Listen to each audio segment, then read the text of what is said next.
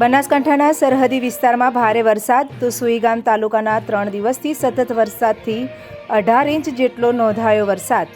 સુઈગામ પંથકમાં અવિરત વરસાદને લઈને રોડ રસ્તા થયા પ્રભાવિત તો સતત વરસાદને લઈને સુઈગામ તાલુકાના અનેક રસ્તાઓ બેટમાં ફેરવાયા। સુઈગામ વાવ ભાભર તાલુકાના ખેતરોમાં પાણી ભરાયા તો ખેતીના પાકોને નુકસાન।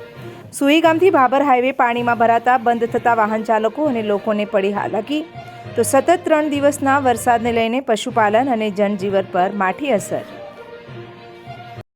મલેકીનુભા નામ છે મારું। સુચસણ ગામનો હું રહેવાસી છું। ચારે બાજુ પાણી ફરી વળ્યું છે। ક્યાંય જવાની રસ્તો ક્યાંય ખુલ્લો નથી, બધા બંધ છે રસ્તા, બરાબર। લાઇટ પણ નથી 3 દિવસથી। બહુ હાલત ખરાબ છે। અત્યારે લોટ લાવવો હોય, પાણી પીવા માટે નથી, લોટ નથી, બહુ આવી પરિસ્થિતિ ખરાબ છે। ભાભર જવા માટે રસ્તા બધા બંધ છે। સુઈગામ જવાતું નથી, ઘરમાં પાણી ફરી રહ્યા છે, બરાબર।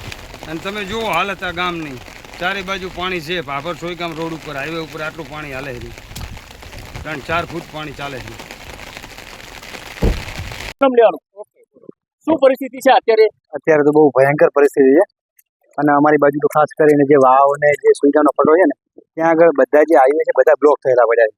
તો મને એવું લાગ્યું કે આ રસ્તો તો કદાચ ચાલુ હશે, અહીંયા જોયું તો આવી બ્લોક થયેલા છે। તો અત્યારે તો જે લોકો ઘરે બેઠા છે ત્યાં બેઠા હોય તો સારું કહેવાય, બાકી તો બધા રસ્તા ઓવરઓલ બ્લોક થયેલા પડ્યા। હા, અને હા, બધાના ઘરમાં ઓવરઓલ તો પાણી જ છે ભરાયેલું। હા, હું થરાદ જઈ રહ્યો છું।